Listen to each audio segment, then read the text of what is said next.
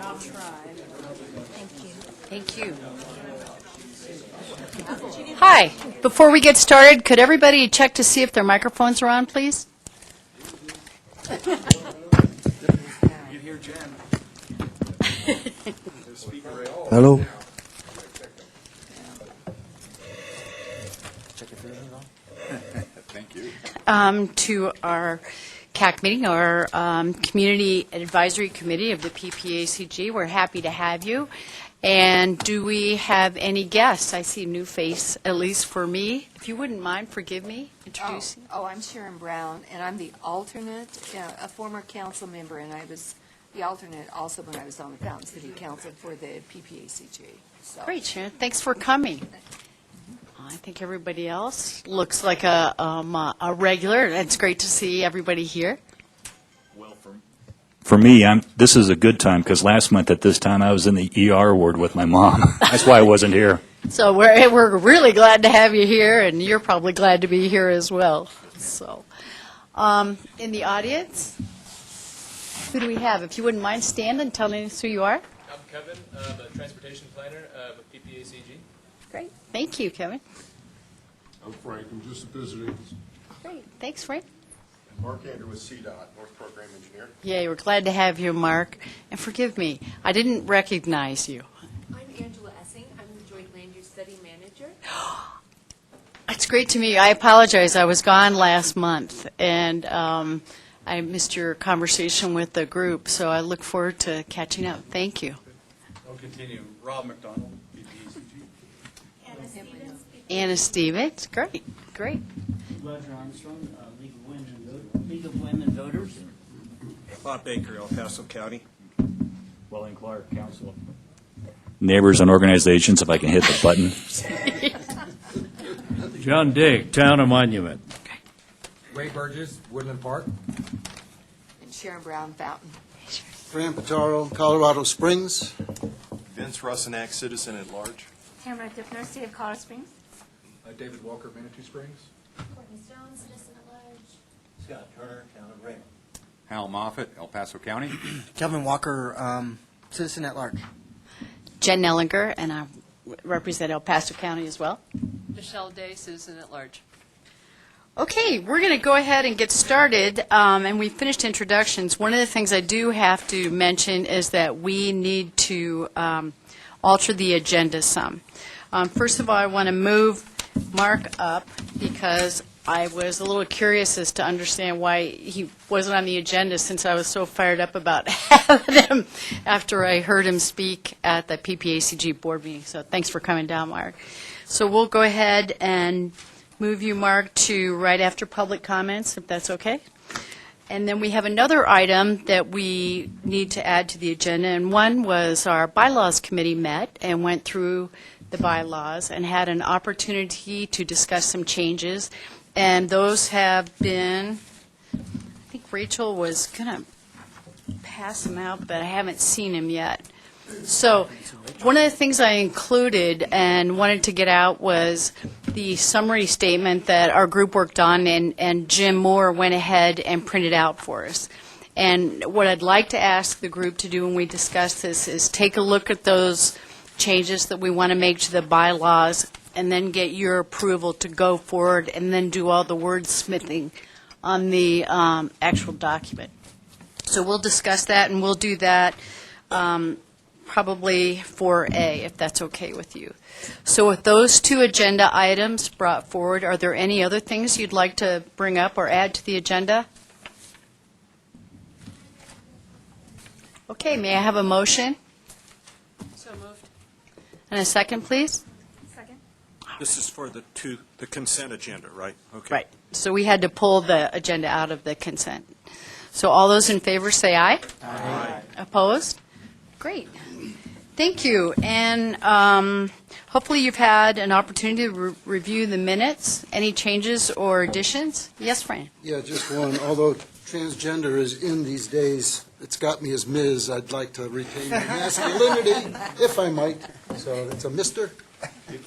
You were Picky worried about which restroom you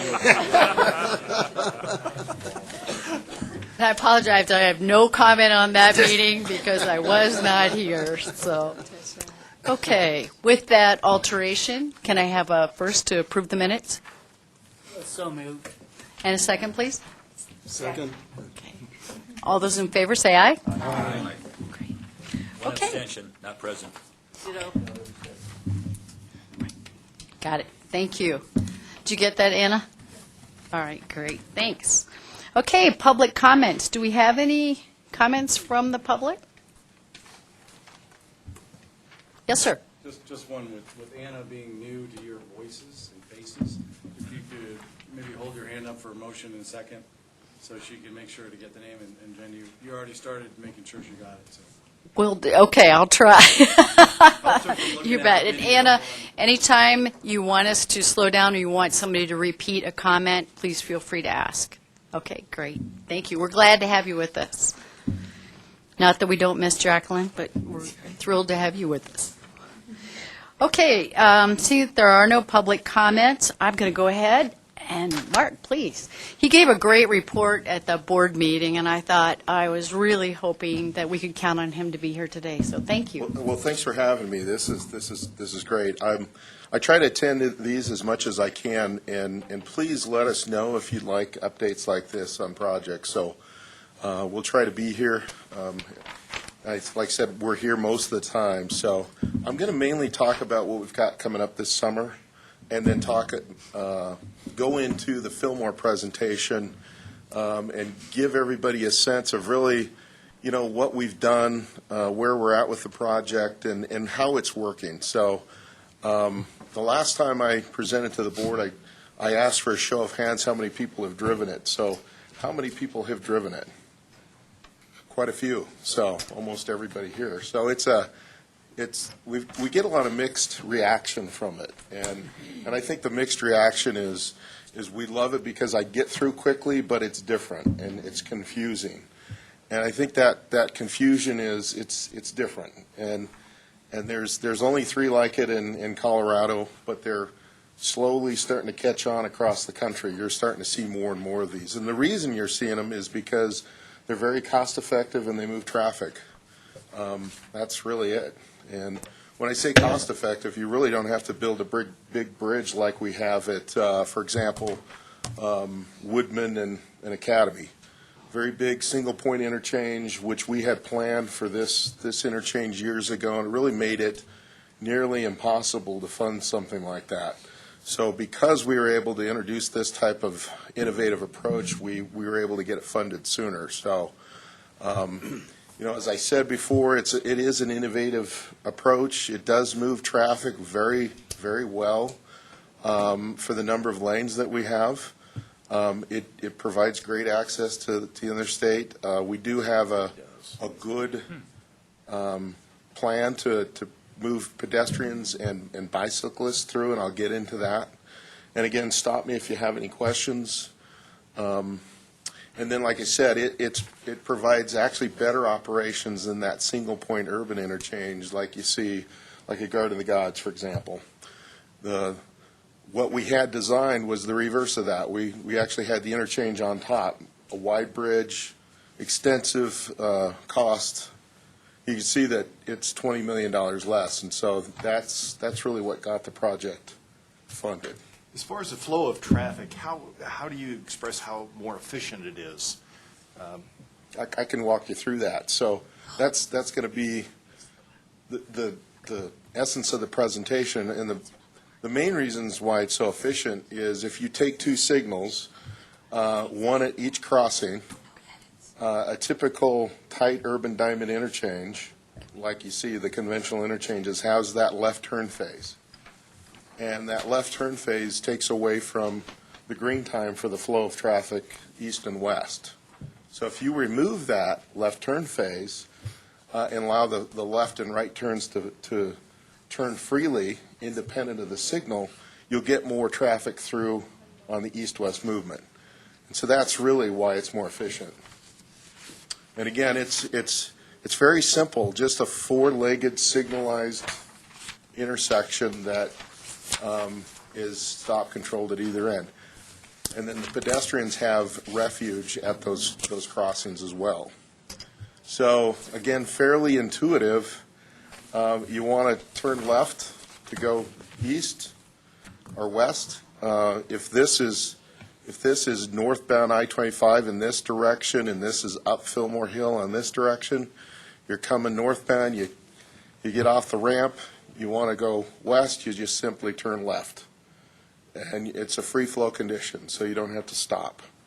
Now, when I say you don't have to stop, we may have a stop control here if we're allowing movement to come through here. Now, we have in the plans that this is a free flow movement, but we may take a look at that to see if that's really something that we want to allow, because I think because of the high volume that's moving through, we might want to make that the predominant movement through and the left the protected movement, or a stop controlled movement. Again, right turn lanes, if you're coming southbound, you want to go west. You go northbound, you want to go east.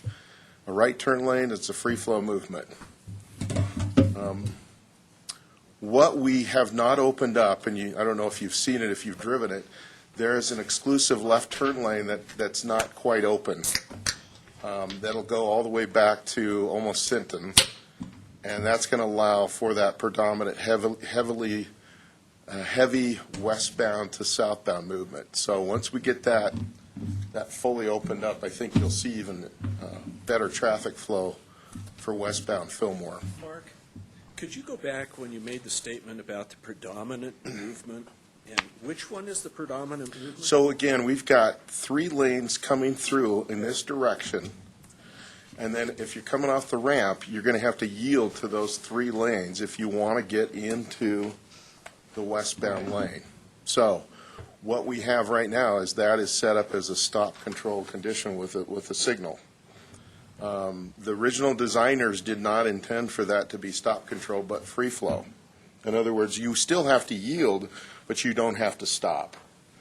We want to take another look at that because I think it's working very well as a stop control condition where we still want to make people stop if there's movement coming through. And then, of course, if we've got traffic stopped here at this signal, this can turn green and allow that free flow. You follow? Mm-hmm. So almost, a separate ramp signal, if you will. I mean, there are times of the day when that would have probably the majority of flow. That left-hand turn there. That left turn is probably it's heavy, but it's the left turn here that's more predominant. Okay. We see that more predominant in the peak hours. And Mark, don't you anticipate with the building of the new Penrose Hospital, probably in a couple of years, that volume should pick up? Yeah, it's already picked up. But, the overall volume, I mean, that's an impact, but looking at the growth in the area, the general growth, I think, is going to cause an increase in traffic. And we've looked at the future volumes through 2030, and the interchange works great for 2030. And I'll go into that a little bit. So, to a point, the left turn situation has certain characteristics of the traffic circle. If you understand the concept of Does. merging, it Yes. works very well. If you don't, then it doesn't. Right. So we want to be able to look at that as a merging option, but at the same time, we've got a temporary signal out there, and we're actually kind of surprised it's working so well with that as a stop, a signalized intersection there.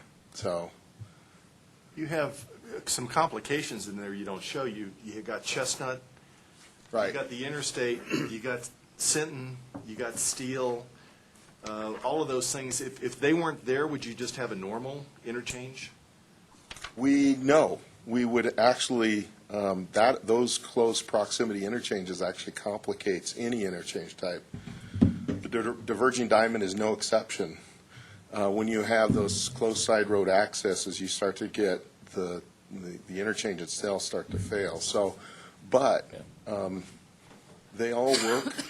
with Chestnut, and they work with Mark Dabbling, all the interchange types. So, and the diverging diamond works with those as well. And I'll show you the model run, and it'll show the traffic movements on those intersections. So again, the right turn, right turn, left turn. The bicycle lanes. We've got bicycle lanes that are actually on the outside as you're approaching the interchange, but you actually come on the inside. It's a 5-foot lane, and then you come back to the outside, and it's for both directions. So it meets the city standards, and they work well. And I think we get those fully opened up. I think we'll see some benefits from that. Pedestrian movements. This is kind of an interesting design challenge with DDIs. The issue is you want to reduce the number of conflict points with those pedestrians and also increase the sight distance between the motorist and the pedestrian making that crossing. And so what we came up with was, rather than run the pedestrians on the outside of the bridge, we decided let's run them down the middle of the bridge. We'll cross them under a signal control here, and then they'll cross the ramps with the better sight distance at these locations and these locations.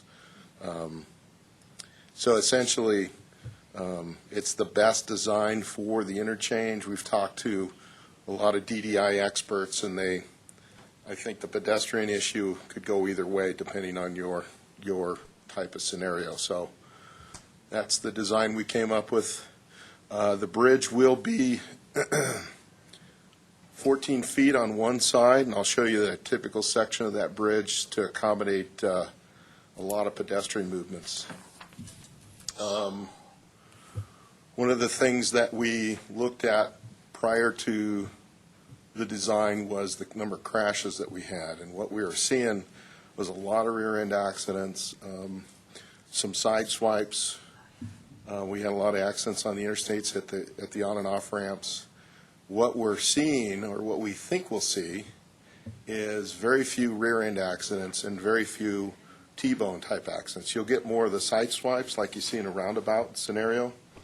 So the number of accidents we think will go down, and the severity of those accidents should go down, because you're not having the same conflicts that you would with a typical intersection. We're extending the northbound on and off ramps as well. That's needed to bring the ramps up to standard.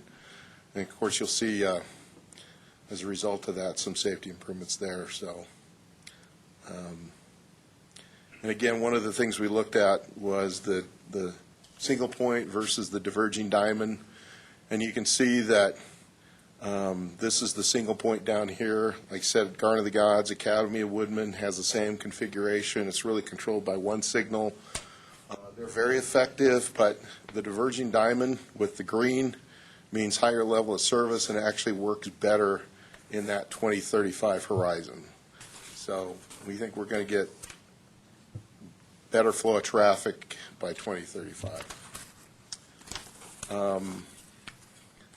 There's the typical section like I talked about, essentially two bridges separated by a median.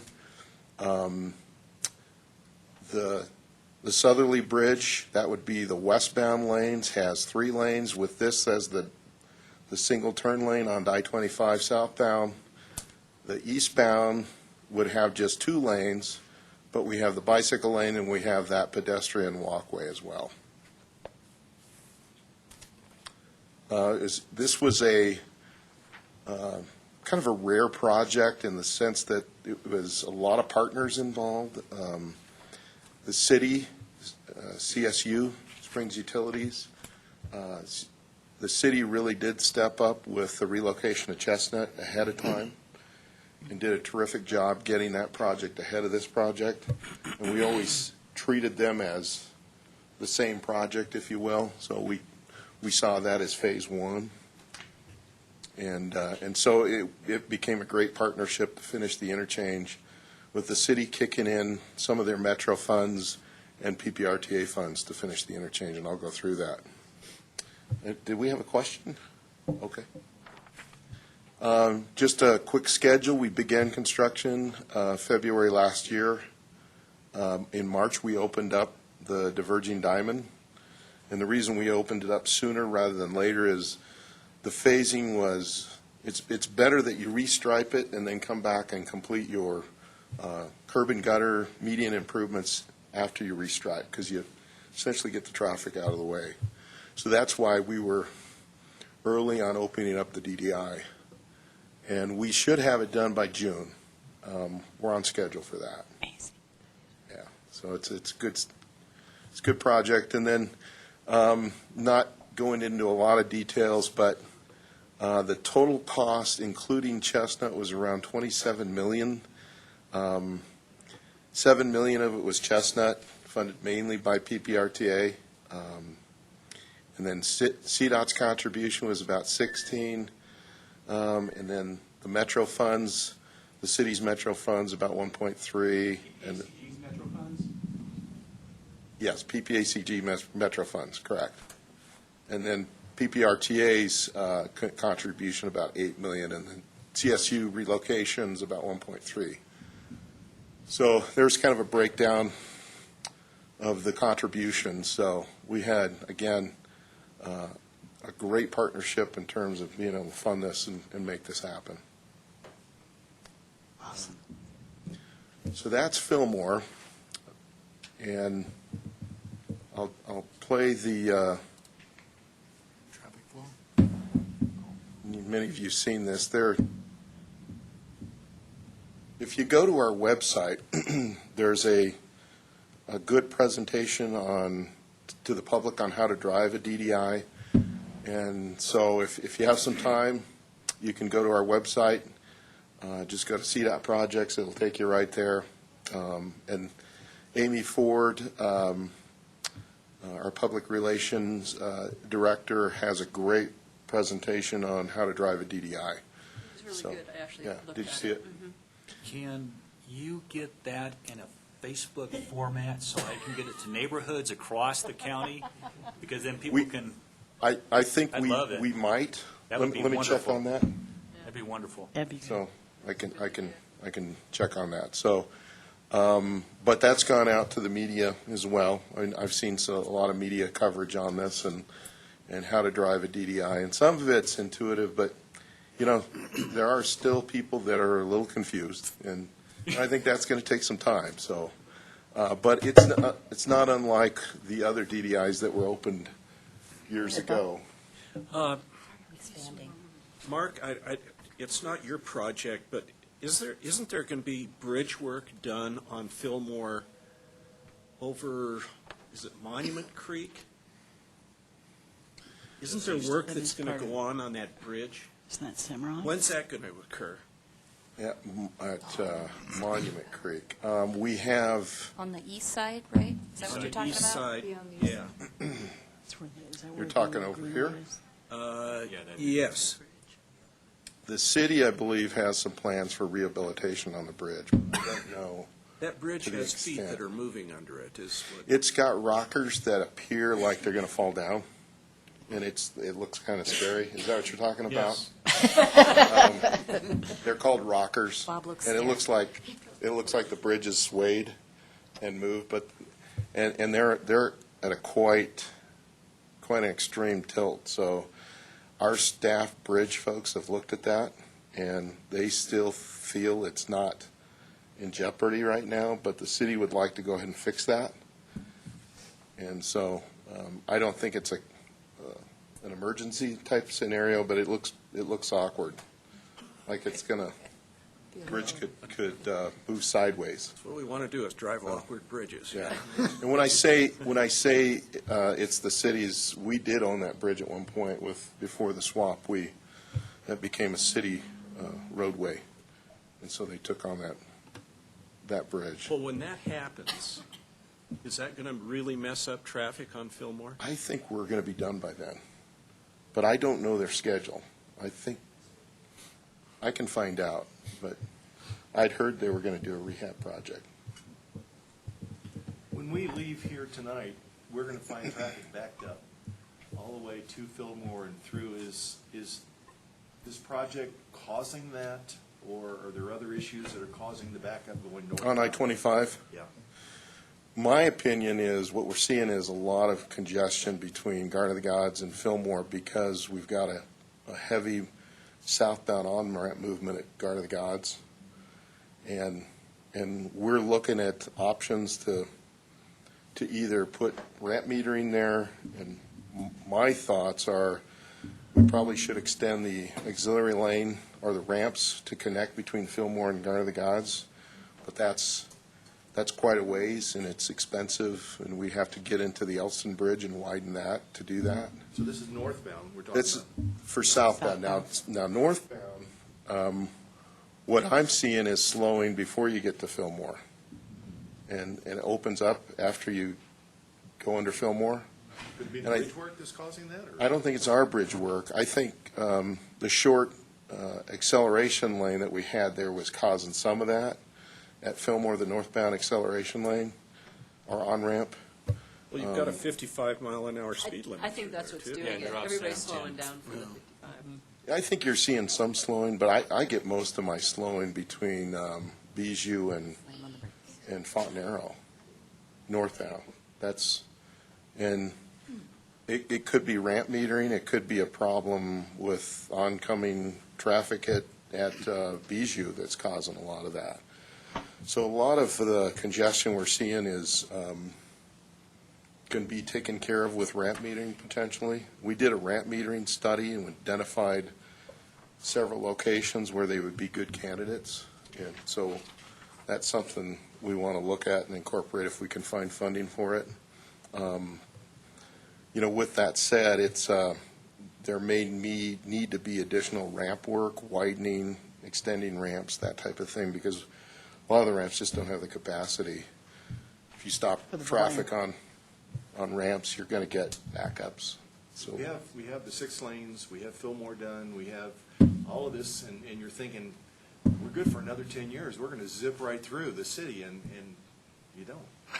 Well, yeah, and I think the Fillmore interchange was a function of capacity on Fillmore and the age of the bridge, and also the ramps, But as far as improving flow on and off of I-25, I don't know if it was really that big of a factor.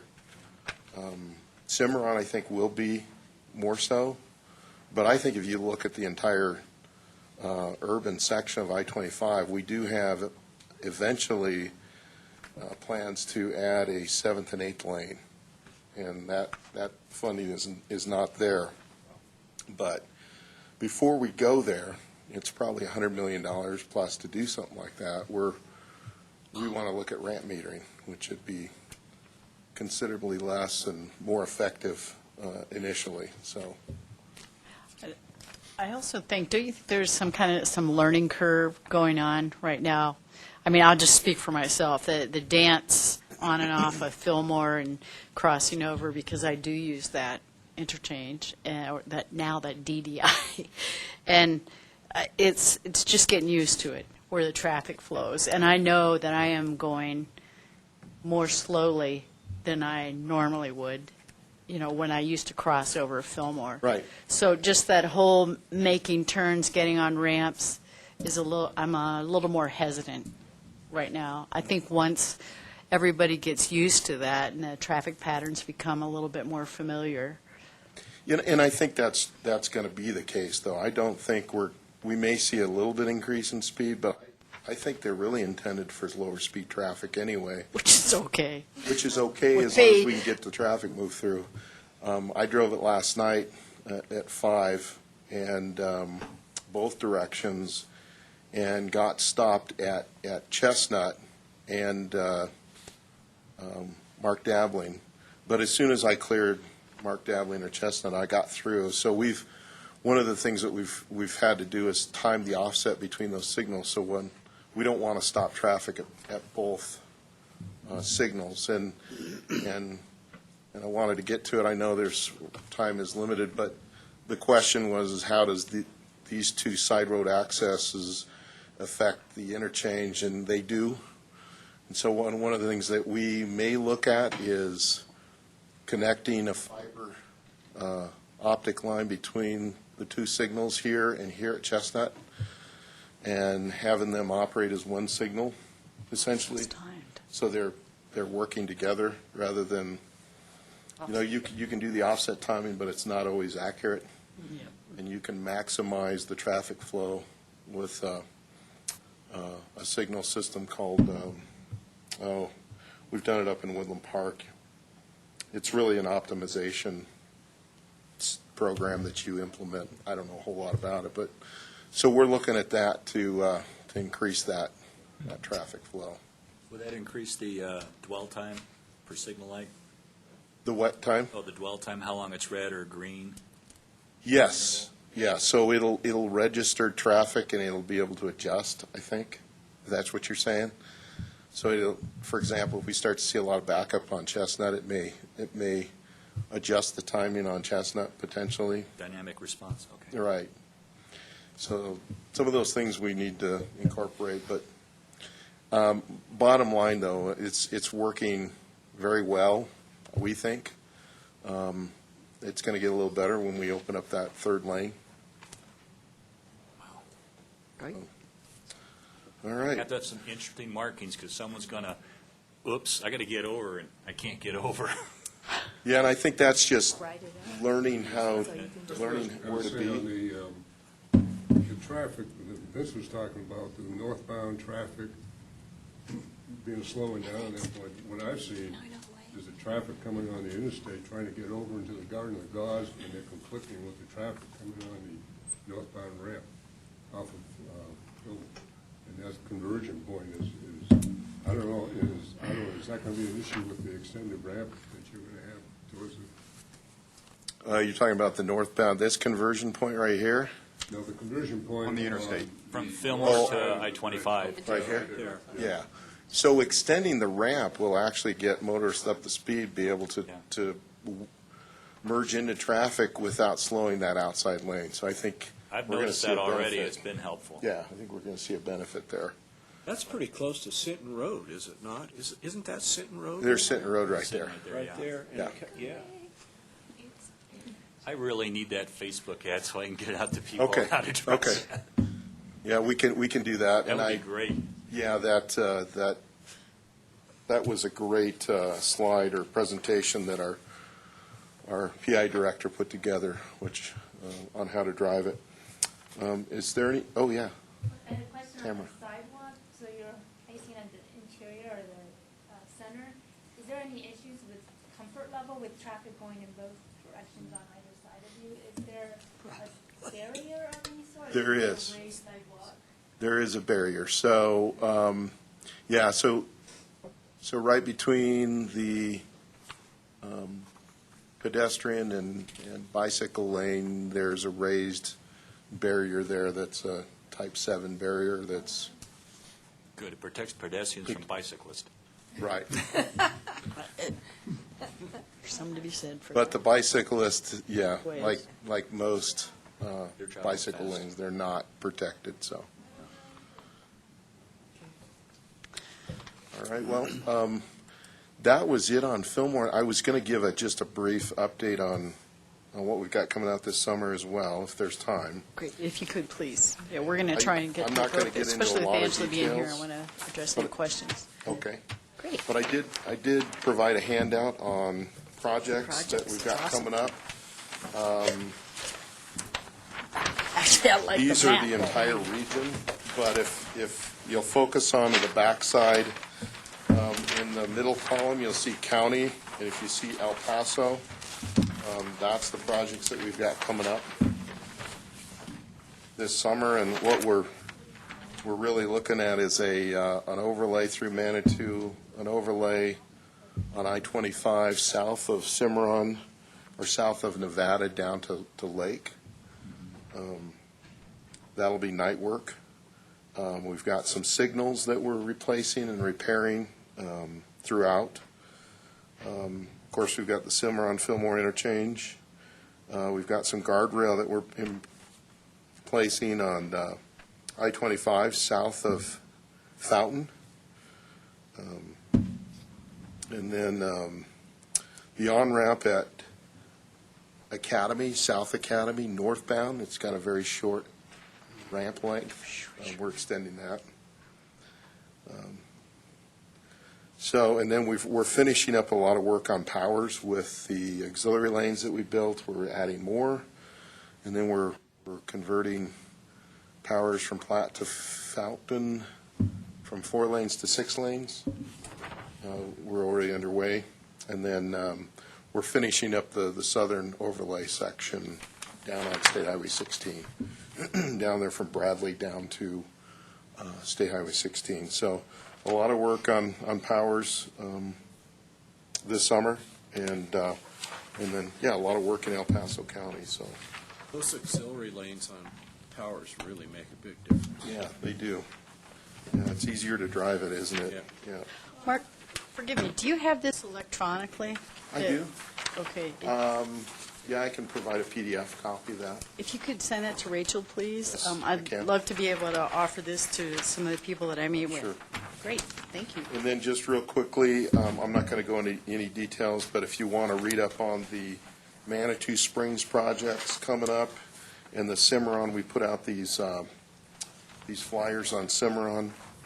They're weekly updates of what's coming up, and mainly on Cimarron, we're going to really look at closing that loop ramp for southbound and then opening up the off-ramp soon. Be able to shift traffic over and be able to start constructing those areas. A lot of work going on in Manitou, and that's this last 3-page document. On the last page, there's a graphic. What I want you to take away from this is there's really only 2 summertime projects. We've got the overlay is going to be after Labor Day. But we've got the Rainbow Falls Bridge going on. That we've closed the road into Manitou there, and then Manitou has got some work that they want to do for slope stabilization. That's all this summer, so we want to minimize any kind of construction through the summer. Then phase 2 would be the overlay work, some drainage work, and then El Paso County has some various projects. So.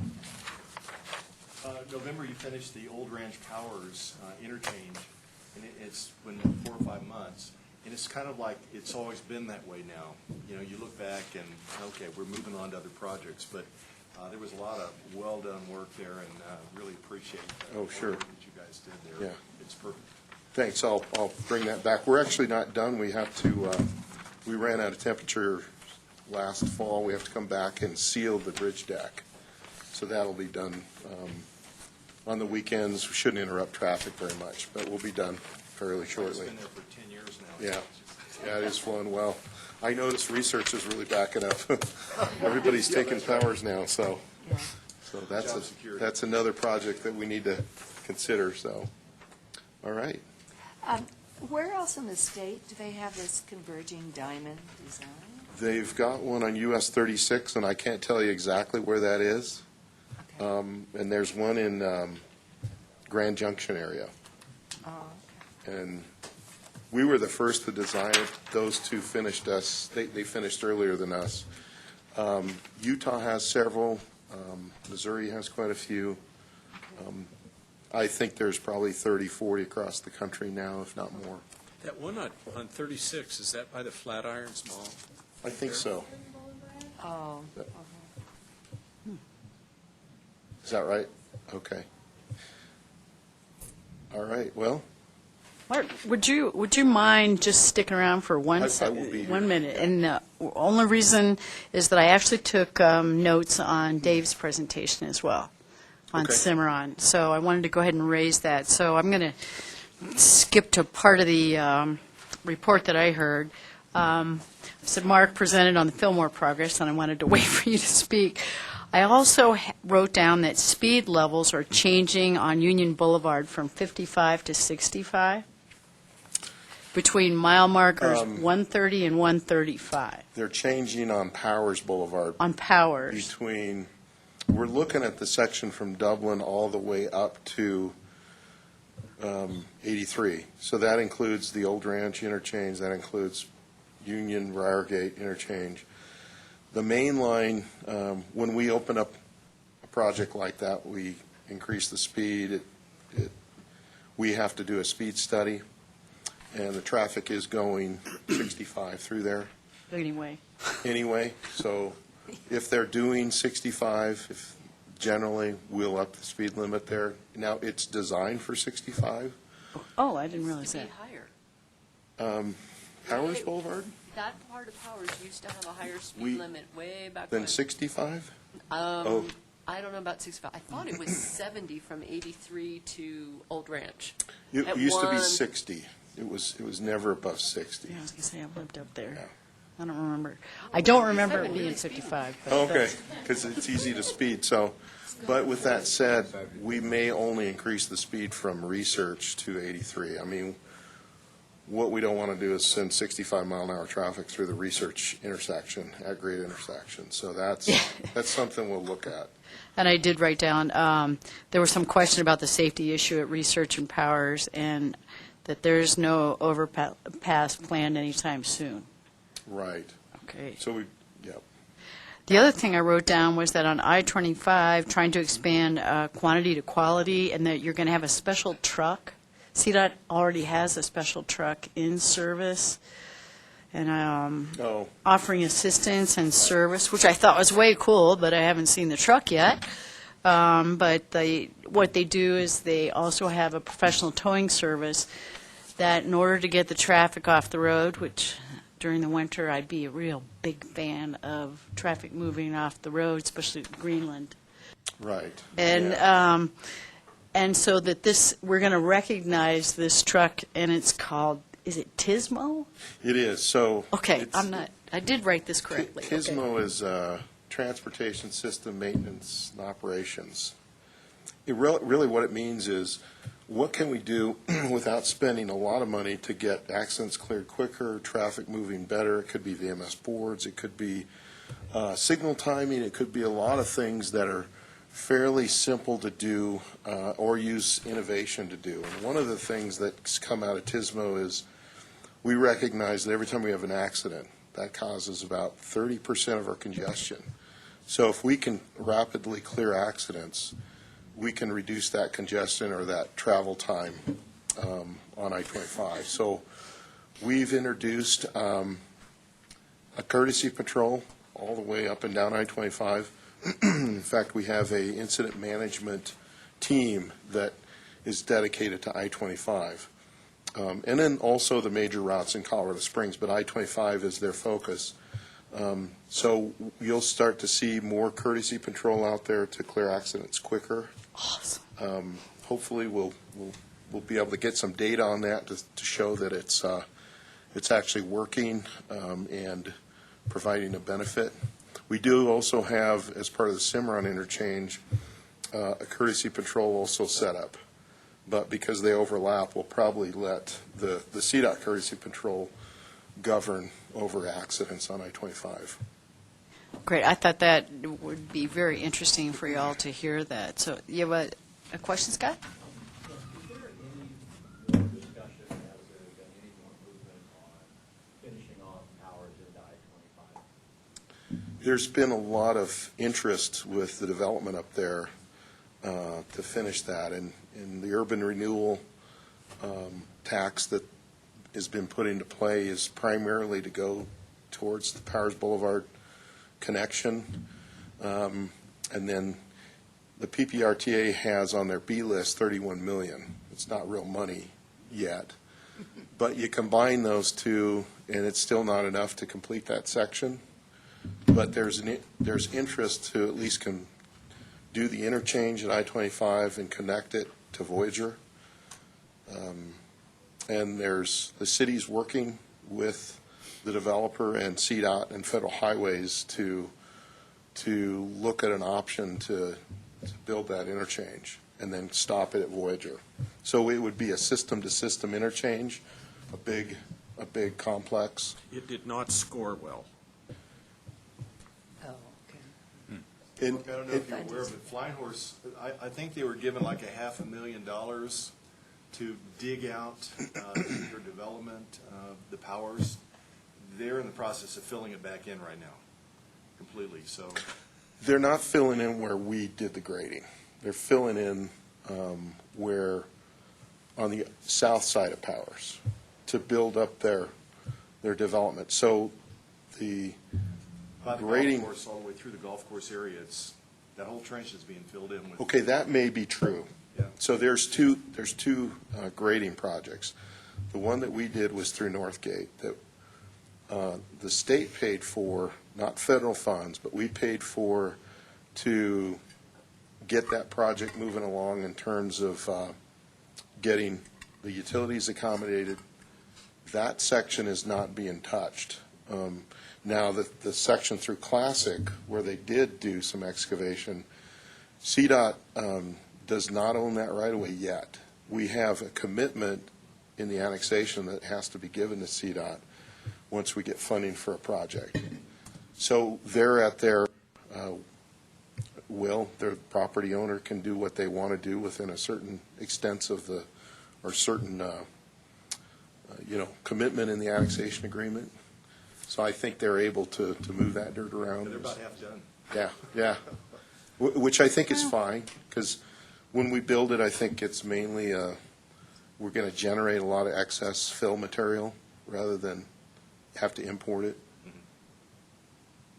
The other thing I wanted to mention was that Dave spoke on the progress on Cimarron, and this is why I want you to correct me if I'm wrong. Phase 1 on budget and schedule, and Cloverleaf is disappearing.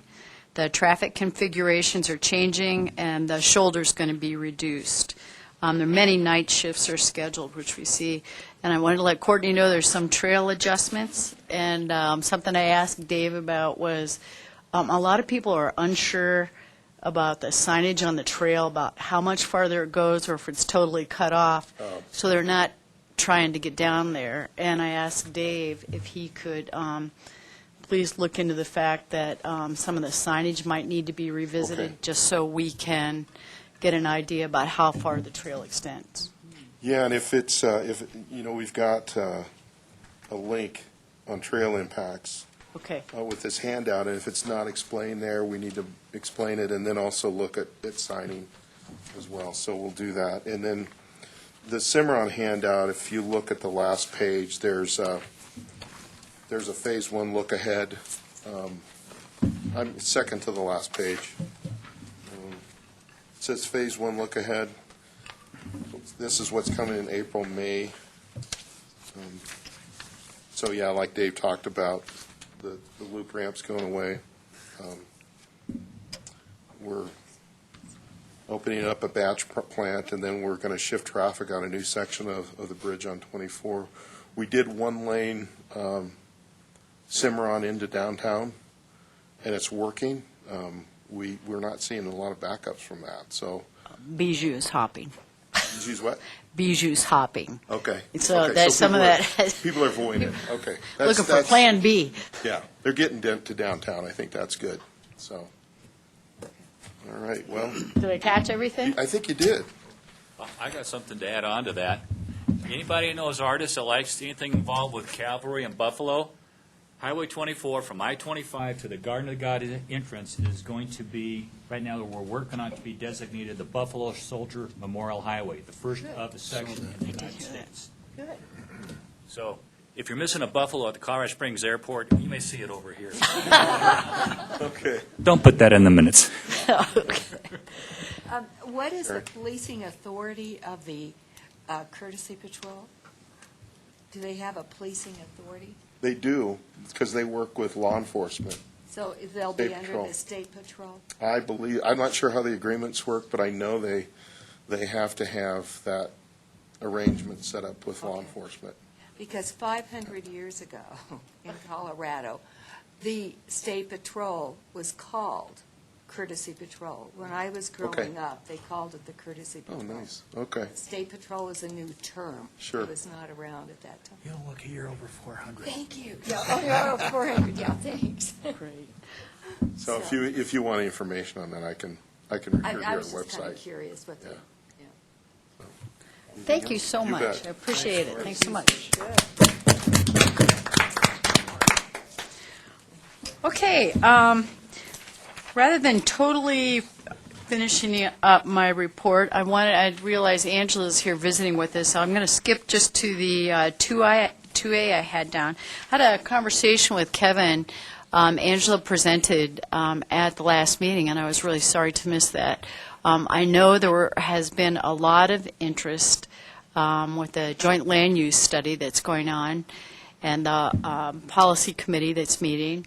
And Kevin, do you want to share anything else as far as, one of the things I wanted to raise is that there was enough interest expressed that we would like to consider as a group being able to act as the community advisory group for the joint land use study. But before we would sign up the whole group with a couple of really excited people, want to make sure there's enough interest in the group. And I also understand that we'd need to include other entities, which from my gathering, nobody had any interest except to bring them in. Let's include as many people as we can that are interested in this.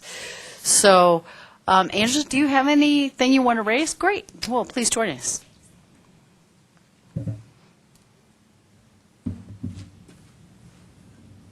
Good afternoon. Thank you so much for asking. I do have a very quick little presentation that I'd like to show you guys as follow-up to the information that you provided at the last CAC meeting, at your last meeting. So since you gave me the opportunity, I'm going to be so bold to add a few other items too really quick. But just to remind you all to take our survey. It is on the front page at PPACG. And you'll see right now it's right here on this third picture. You just click on this, take the survey. And we would love to have everyone's input and love to have you share that with your organizations, neighborhoods, clubs, anybody that you can. And then one other thing, too, just really quick. At the last meeting, we talked about our next, obviously the most important first stage of the JLUS study is to get public input.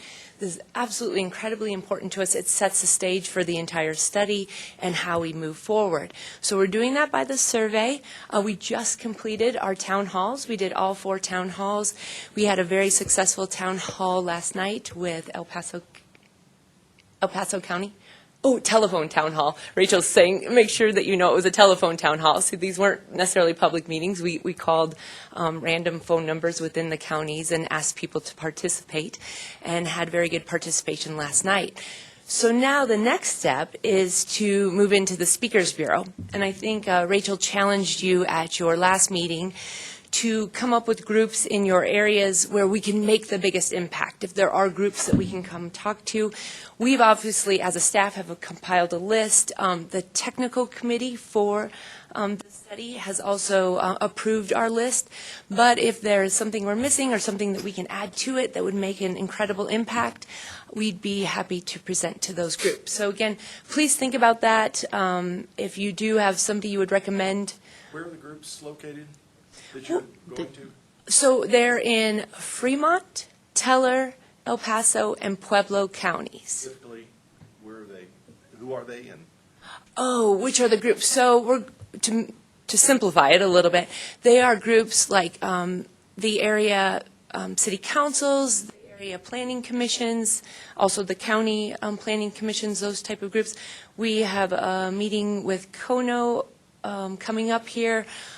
And similar organizations to that throughout the 4-county area. elected officials, though, and except for Kono, do you have a list of those on a website or something? Yeah, We can that's say, what we'd be looking well, at. we'd like to add the RBA, or we'd like to add this and that. We do not, but that's a good point too, because we are going to the regional Business Alliance. We are going to the MAC. We're going to the Home Builders Association. We have a very large list. If you could let us know what that list is, I think then we could probably share with you any groups that we think that might be missing. Need to add to? Okay, that's great. And we are having a big meeting tomorrow afternoon to really finalize that list. So after that, we would, I guess I don't want to sign Rachel up for anything, but I think Rachel could send that out to all of you. That'd be great. Perfect. So we will send the list out then, and if you have additions, if you think of anything in the meantime that we could even use before our meeting tomorrow afternoon, that would be fabulous too, just to make sure they are included right away. Okay, so I realize what you just said about wanting to be our Citizens Action Committee, those type of things. So let me just give a little preface to that comment, if I could, and then I want to maybe I'll throw a carrot out there right now, too, by saying that we really did listen to what you said last time, and I think I have some very good news towards the end of this presentation for you. So I don't want you to get discouraged by the first part of what I'm going to say here. So what I want to do is just bring to your attention and kind of reiterate what I had said last time. The Joint Land Use Study is a little bit different study than other PPACG organizations and committees that are set up. And in doing so, we've set up with the organizational structure that has been provided through the funding mechanism. So, of course, the Office of Economic Adjustment has a particular format that we need to follow so that we can obtain the funding for the study and meet their requirements. In doing so, they've recommended the organizational chart that you see here before you. And I'm not going to go into this in any detail just because I did last time. And so, of course, the study sponsor is Pikes Peak Area Council of Governments. And we are led by the policy committee. So, again, these are the elected officials. They are the ones leading the study and the direction of that study.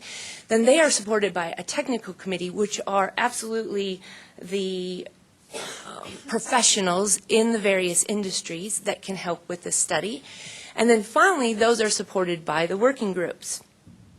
And I would like to maybe make a couple analogies here to help you kind of understand how I feel this is set up. The policy committee is really very similar to the Pikes Peak Area Council of Governments Board of Directors. And then the technical committee is very similar to the Transportation Committee, so the TAC, in the sense that they are very technical, able to speak and understand everything that you just heard from CDOT in all of the transportation matters. Then the working groups are basically yourself, the Citizens Action Committee. They are the groups that then support the TAC and the PPACG board. And they look to you to make recommendations up through the TAC and through then the board to the board. And I can add a couple other similarities here too.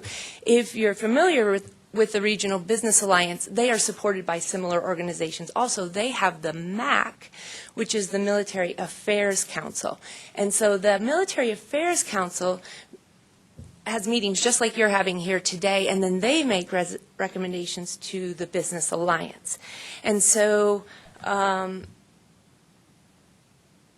what I'm trying to stress here is that the Joint Land Use Study is completely different from a typical PPACG organization in the makeup of how we're required to set it up.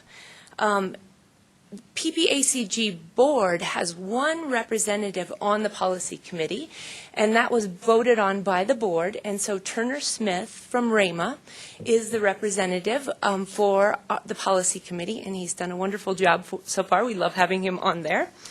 And so looking at that structure, what I'd like to propose today to you very quickly for discussion is we have some potential working groups coming up. So this is food for thought right now. These working groups were recommended by the technical committee, and they will be discussed and approved and or altered, denied by the policy committee on May 26th, which is the next policy committee meeting. So should these working groups be approved, we would have a land use and development review group, we'd have a transportation group, a public communications group, a regional airspace, and a stormwater group. They have already approved a stormwater group for Monument Creek, and they have also already given us the ability to move forward with a USAFA flight training working group. So at the next last policy committee meeting, we're trying to actually get this group up and running before the next meeting. So you can see there on the right side, we're proposing our first meeting on May 12th. And I have a list of stakeholders on the left. And after hearing what you had said at the last meeting about wanting to be very active and very involved in the joint land use study, even beyond helping us get the word out there, which right now is the most important thing, I heard what you said, and I realized that you're really very similar to the MAC, so the Military Affairs Council and how they advise, the Business Alliance. So what we are proposing is that you would have a representative on each of the working groups. So you can see there I put it in red for you, CAC representative. And so we would be proposing this, and this is maybe an action, if you agree with the structure, that you could take today. You could appoint a CAC representative to the U.S. Air Force Flight Training Working Group. We could come back to you in another month after we have the policy committee meeting and understand that, let me find it here. Once they've approved these 5 working groups, we would look for another 5 representatives from the CAC to also sit on, so 1 representative on each of these groups also. Okay. Then discussing this with Rachel as a brainstorming idea, and of course it's absolutely up to you, maybe what you could do is have a standing item on the CAC agenda that would say joint land use study items, and then each of the representatives for the working groups could report back to you on the progress that those working groups have made. And then obviously from time to time have someone like myself come and present the broader updates and not just the working group updates. I think that was, that was what I had for you. So having said all of that, I know I threw a lot at you and somewhat of No, Okay. actually, any comments from the group? It makes sense to me, and that's fine with me. I think people have different interests. I think we'd probably have to decide as a group who has the best fit for each one of those. But it's really has been an important aspect of being involved with the study, that we could have some voice and also be able to pull the information back. So I appreciate you offering that opportunity. And let me hear from the rest of the group. Harold? Could you go back to the list of your working groups? Sure. Yep. I didn't write them down. I was Okay. listening. Oh, I did. Can't do 2 things at once, so. Okay, thank you.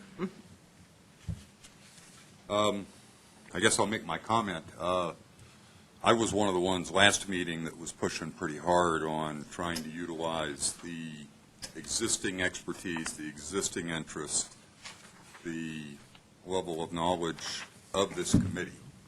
And so I think that's great that our ideas were listened to. Thank you. Thank you. No good deed goes unpunished, though. Now we have to volunteer.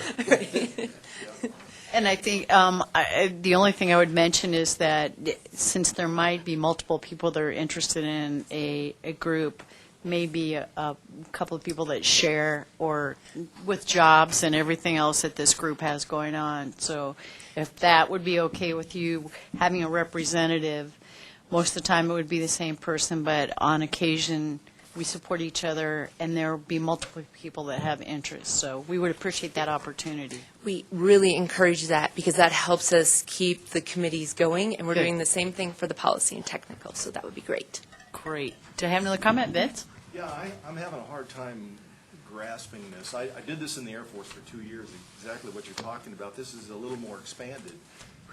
You've done 120, you haven't done, but they have done 120 studies. I'd like to see some studies that they finalize to see what they're really trying to achieve. If you could point those out, who they are. And to me, our whole emphasis was encroachment, preventing encroachment. And that's a term I guess we're not supposed to use. You know, and it kind of bothers me that that's what it's all about, but being politically correct, you can't say that. It doesn't make sense. I don't understand. But anyway, if you could give me the studies, a list of them, and then I could maybe pull them up. Maybe they're online someplace. And maybe I can introduce you to Brian Potts is the JLUS planner. Brian. standing here. Yep. And he has done a ton of that research into a lot of the other studies that have been done. He's picked out studies that relate, are closest related to Colorado Springs. Sure. And I believe he would be happy to share a lot of his research with you as far as which studies you could take a look at, because I think they're available online. Yes. Of course, many of these studies that were created by other communities, they may still have a dedicated website set up with these studies on there. And that's where one of the first steps we did to understand the full scope and having the same question that you did is, what are we trying to create? And so we went and looked at some of the other ones and found some that seemed to be, obviously, no situation is exactly the same, but we found quite a few that we liked the way they'd done certain pieces. So what we can do is that I can get a set of links of the studies we thought were the best examples. And again, another thing for Rachel to send out and get that out to all of you so you can get a sense of what other communities have done, the framework with which they've been using. Now, our study, of course, in some ways is a much larger scale given the quantity of bases, installations we're dealing with, and the size of the community and so forth. I mean, this is a really... Components and stuff like that that you're looking for. It would be Newport News, it would be San Diego. Yep. It would be large area installations. San Antonio, if they've done those. That is the one that sort of, I'd say the ones off the top of my head that I can think of are the Joint Base San Antonio, Southern New Mexico, El Paso County, and I believe Panama City was the other one. But there's a few, and we can send you the links to those so you can go on and look at your leisure. Sure. Just to see what it's all about. Absolutely. Angela, you got Yes. I think we talked about this last time. Are there names associated with this policy committee? And can we get Rachel to send those to us? Yes, there absolutely are. We could send you both. We have a policy committee roster and a technical committee roster, and we can send you both of I believe those. those are on the website, aren't they? No. All right, we'll put them on the website. Yeah. Well, actually, they probably are on the website, but you would have to dig into the agendas. But for those committees, they've been recently handed out to each of those committees through their agendas. But we'll get them to you in a manner that's easy to access. That'd be Yeah. great. So maybe I could encourage you for today to appoint, if you felt comfortable, appointing somebody to the Air Force Academy Flight Training Working Group. This group is going to look at, obviously, the area absolutely surrounding the Air Force Academy, and then the flight training program, which we know is mainly to the east of the Air Force Academy. And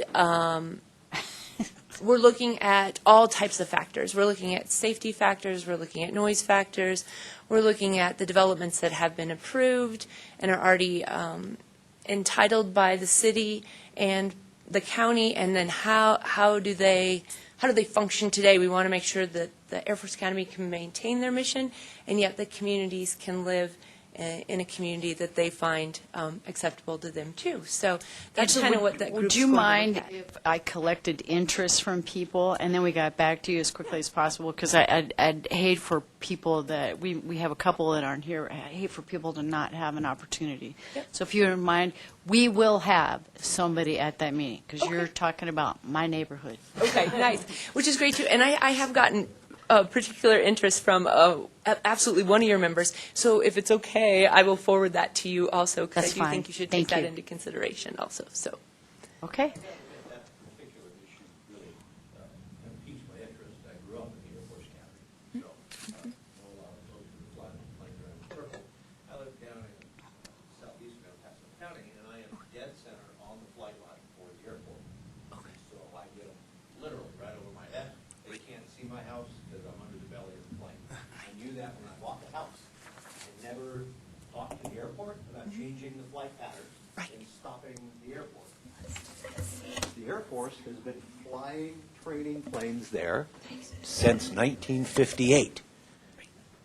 Houses came in, people knew those planes were flying, and now we're trying to tell the Air Force they can't fly those patterns because, my gosh, even though I knew it was happening when I bought the house, Well, they changed now them. it's noisy. And so that, That's part of the issue. isn't it? Doesn't bother me at all. yeah, it amazes me. Yeah, and Mr. Turner, maybe what I would recommend to you too, even with just your comments, looking at the potential working groups in the future, we do have a regional airspace working group that is going to look at all the flights, because you're right, they are changing because airspace changes all the time. So Colorado Springs gets new commercial flights. Sometimes they have to change. Peterson, Fort Carson, it's really a chess game as far as those flights are concerned.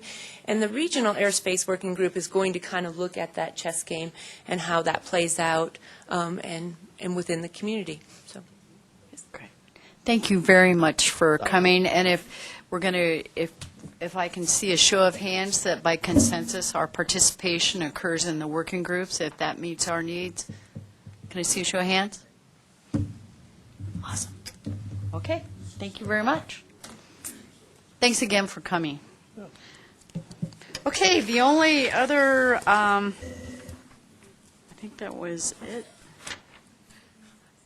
from the piece, the military installations. One of the things, just FYI, I wanted to mention was that 450 Fort Carson soldiers are transitioning per month. So I think, I guess I'm aware of it because my husband's a contractor, but one of the things that we need to be aware of is I know that they had also discussed that the bases that they were working with, Fountain and Pueblo, on solutions, because a lot of these folks come and are stationed here, and like many of us, came for the station and stayed for life. So one of the things that we want to do is make sure that these folks have an opportunity to settle in our community and become a part of our community, but that there was huge interest. And I really had no idea of the volume of soldiers that were getting out per month. So, FYI. Okay, that's it for me. And I want to thank everybody for coming and helping us out with this and for y'all arranging that. So thanks, Rachel. Thanks, Rob. Okay, Craig. Item number 5, 2017-2022 TIP and plan amendment, public and CAT comments. Yes. So this is your opportunity to talk to me or the audience about the plan and TIP amendment. We're receiving comments. The comment period closes on Friday the 13th, I believe, isn't it, of May, 13, 12, 11. And the 10th of May is our open house right here from 4 till 7. So if you have comments anytime between now and Friday the 13th, please get them to us, or we can take some now if you have any initial ones. I have to say, now I got your follow-up that you sent. Okay. Because I wasn't at the last meeting, so I didn't get to hear the presentation, the questions and stuff. So I'm probably going to back up and take a little time to review and then get back to you. Okay. Public comments. So appreciate that. Thank you Are there very much. further comments? It's still out for public comment, Yep, right? till the 13th. Okay. So, thank you. Okay. Courtney, you had sent me an email just before I left for a week, but I wanted to follow up and have the rest of you here too. Courtney had reminded me that this group had talked about including in the public comment period not just the projects that were proposed, but the projects that were eliminated or didn't make the cut. So thank you for that reminder. We did add that to the website. And then that got me to thinking that we really need to put this in a better context for people so that they can make an intelligent comment. So we're going to try and do that for that open house.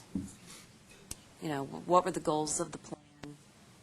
What were we doing well at? What are we not doing well at? And then we can ask people, are these the right projects? So Craig and I are going to be working on that. When's the open house again? May 10th. 10th. 4 May to 10th, 7 4 to p.m. 7. Here. Here. Here. This very room. 4 to 7 p.m. Come, you don't have to be there the whole time, just drop in. Okay, great. Any other questions on these and getting information to the groups that you all represent? Okay, great. Okay, Rachel, if you wouldn't present the state legislation. Sure.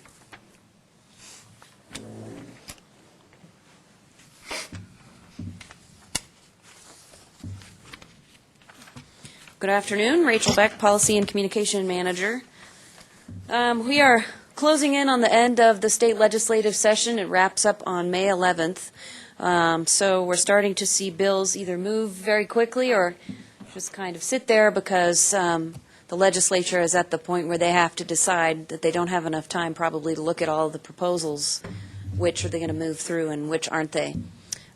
So I'll give you an update on some new ones that have been introduced since our last meeting. They were included in your packet.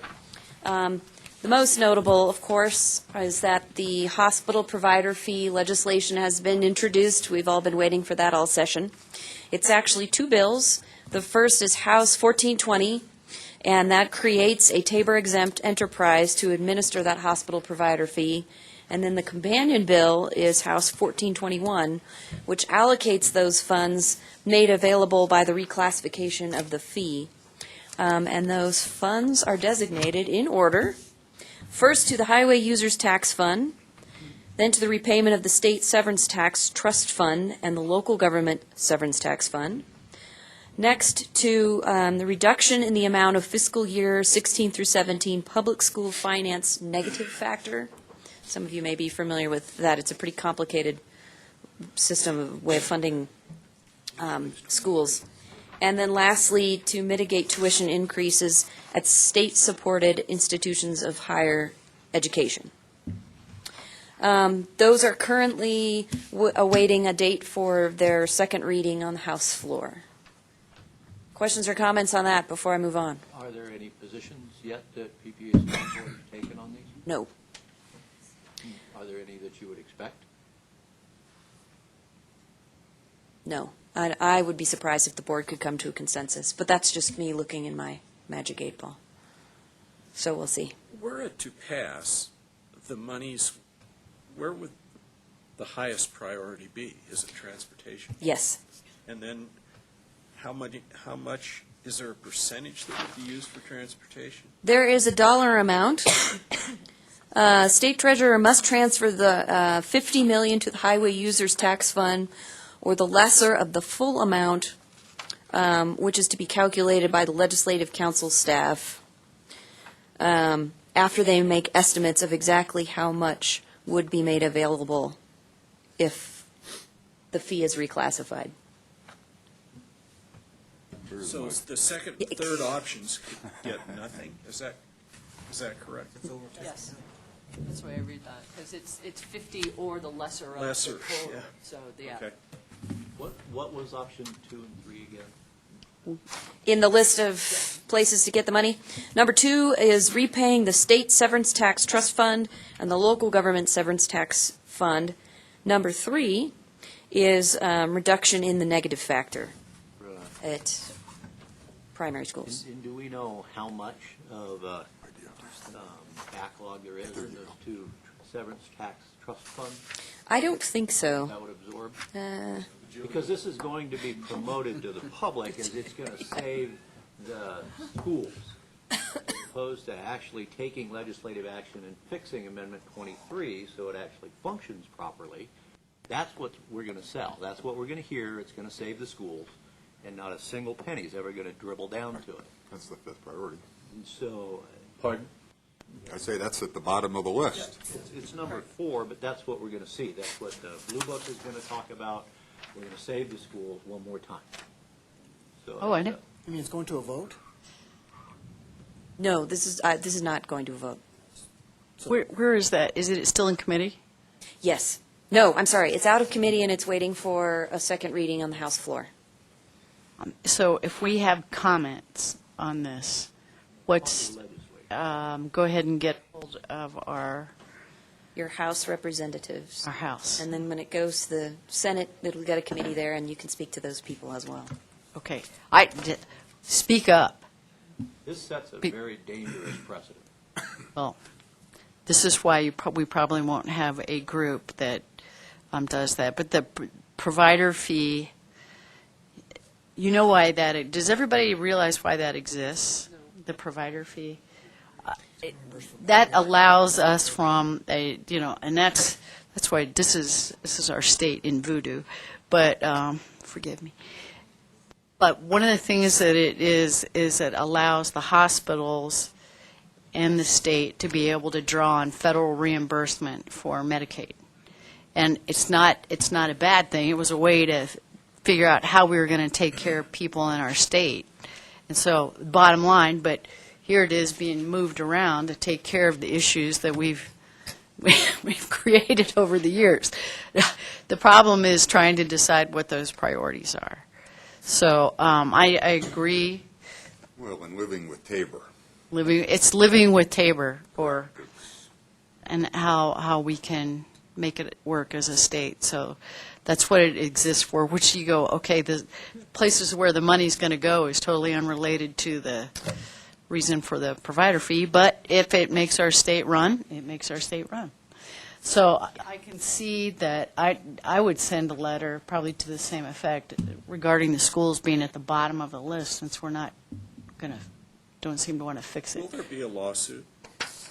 Will there be a lawsuit? With the provider fee thing? Almost maybe. Probably filed at the same time. But who knows how long it'll take. So. Staple them together. Anything else, Rachel? This is an article from the Denver Post that put the estimated funds that would be made available at $370 million. That helps answer your question, Scott. A lot of money outside of Tabor that has no citizen control. Well, not that we know of yet, anyway. Okay. Anything else? And do you have that article? Can you forward that too? Yeah. Okay. Let's see. The two others on the list are much less exciting. Senate 157 requires the Air Quality Control Commission and the State Department of Public Health and Environment to suspend development of a state plan to implement the federal Clean Power Plan until after the Supreme Court case is resolved. That one has made its way out of the Senate and is in a House committee. Yeah. Say, is that expected to actually make it to the floor and the vote? What committee? Let me look. I don't remember. I don't think it's in the Kill Committee. Is it budget? No, it's in Transportation and Energy. Really? Yeah, so. Oh, energy. Actually, where it should Makes be. sense. That's a scary thought. But that's a Republican-controlled committee, so I'd give it a decent shot. And then the last one on the list is Senate 177. Last year, there was a piece of legislation that cities and counties were particularly interested in that changed how urban renewal authorities are governed and where the tax incentive financing money goes. And this bill makes additional adjustments to how that's going to work.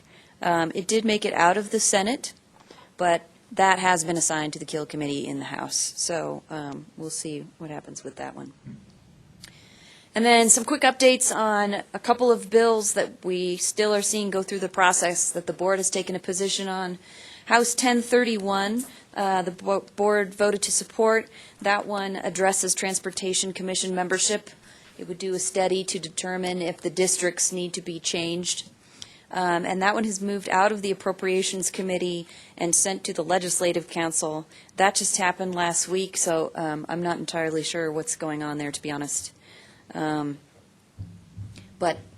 given the time remaining in the session, that probably won't go very far. And then House 1304, that was the one that would direct community conversations, the bill is calling them, one public meeting per transportation planning region, to have community conversations on what transportation priorities are in the region. The board voted to oppose that bill for a number of reasons, primarily that we already have processes in place at MPOs like PPACG, at local governments like the city and the county to gather that kind of information. Most of them are far more extensive than a single public meeting. The bill was very prescriptive in how the public meeting would be handled and who was there, and so they felt that that was a little heavy-handed as well. So they voted to oppose that bill. and that one did make it out of the House and has been assigned to a Senate committee. So that one's a possibility. Questions or comments? Did the governor sign the two-barrel rainwater harvesting bill? No, not yet. He's got that on his desk, right? Yes, he does. But no signature last time I checked, which was this morning. Rainy season's coming. If we pray. Or has it already come? Rachel, thanks so much. Thank you. Appreciate it. Okay, this is where it makes great sense to back up and discuss the conversations that we had regarding our bylaws. Realize that, and you have a copy in front of you now of the bylaws 2008. So it's been a while, which is fine. Sometimes bylaws are meant to stand for a number of years, and you don't make changes to the bylaws all the time. What you do are you make efforts to work the particular situation. But there were things in the bylaws that we felt, and the group, Michelle was on the group, Vince is on the group, Jim Moore's on the group, and we have had some comments from Welling from afar. So we did get together. We met 3 or 4 times, and we finally decided that the best way to handle it was to go through the entire document, review anything that needed to be updated. Vince did a lot of work initially. Jim did a lot of the summary work, and you have presented too. So I think what you have in front of you, and I wanted you to take a look at, was the summary of proposed amendments. And you can see from the nature of these that a lot of them are cleanup, and a lot of them are meant to be consistent with the bylaws of the PPACG, the way it currently exists, and that hadn't been done in a while. So basically the area, the non-discrimination clause, and, you know, there's been a name change. We don't have a Chamber of Commerce. We've got a Regional Business Alliance. And one of the things we discussed, and Vince or Michelle, if you'd like to address the membership issue, and why we discussed it, because there seemed like there was a lot of concern about figuring out whose term it was and which term was going to expire, and why go there?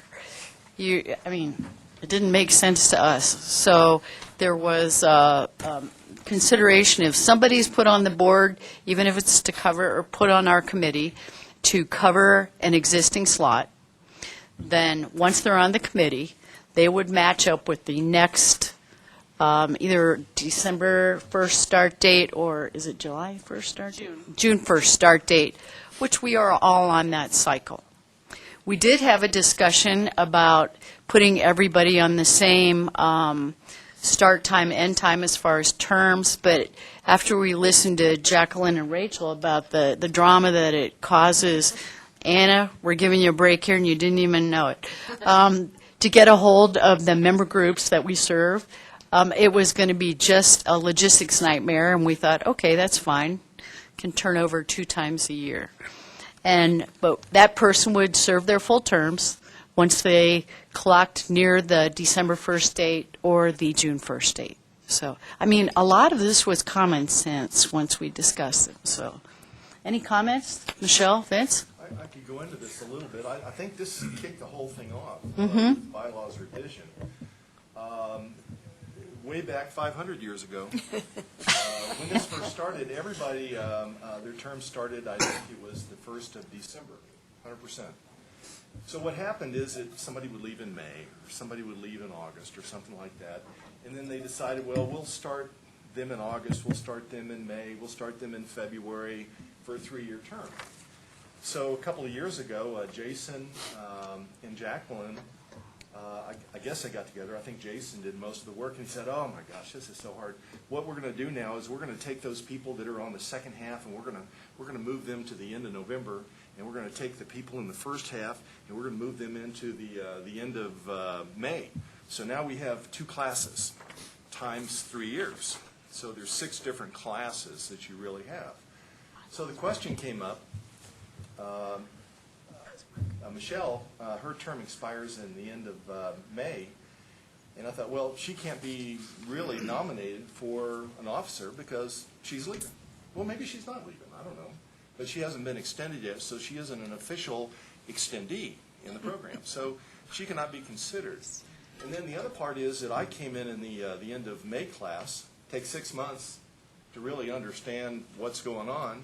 So you're not going to be in the voting program in November, so you got to wait another year, and then you just have, another year left. You really only have one shot at it, whereas the people that come in November have a year to learn what's going on, and they have 2 years to become an officer, and maybe they're extended. So, that was the basis of this whole thing.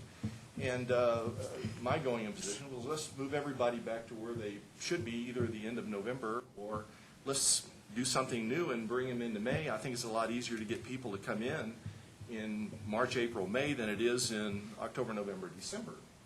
So, we went through all of this discussion, and anyway, we beat it up quite a bit. And here we are. And it was good to have the conversation, A, in a small subcommittee rather than here, and B, to vet out some of the concerns.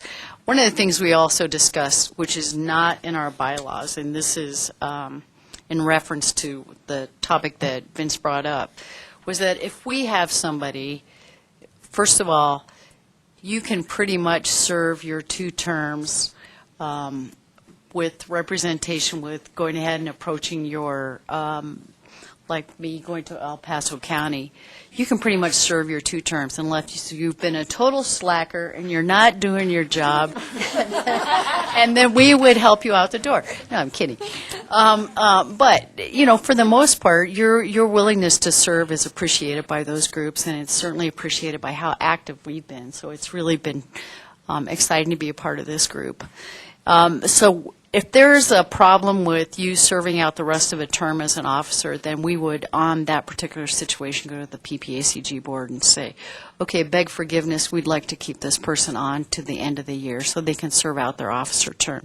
We didn't see a need to put that in the bylaws. It was just to go to the board should that circumstance occur. So for the most part, people can be a part of the group for 6 years should they so desire to stay active and with the blessing of the supporting organization. So we just didn't want to make it a bigger deal than it needed to be. And the other thing, and a couple of the other articles that we discussed had to do with if somebody's not showing up because they just don't think we're interesting anymore, then we thought it's really best to go ahead and handle any kind of absenteeism internally within our own group and with our officers that we have. Rather than sending it to the board seems like overkill. Yeah, overly dramatic to do that, and we can certainly manage our own group. So if somebody misses the accepted amount of meetings, like 3 meetings, and gets to 4 meetings, then the best thing to do is have a discussion, see if they're able to remain active, and the chair is going to handle those discussions. And then if they can't be active, then we would suggest that maybe they retire. And most people are pretty good. If they can't be here, they're going to resign. So I don't think anybody abuses or takes for granted, what the responsibilities are. So we're going to go ahead, Tal. But that it should be taken care of at the committee level. Right. As opposed to the board of directors of Right. Yeah, we thought. PPACG.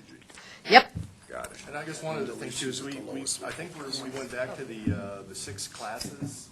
So you would have 2 each year come in, and we're still going to stay the same. We're looking at the 1st of June starting and the 1st of December being another class starting for 3 years.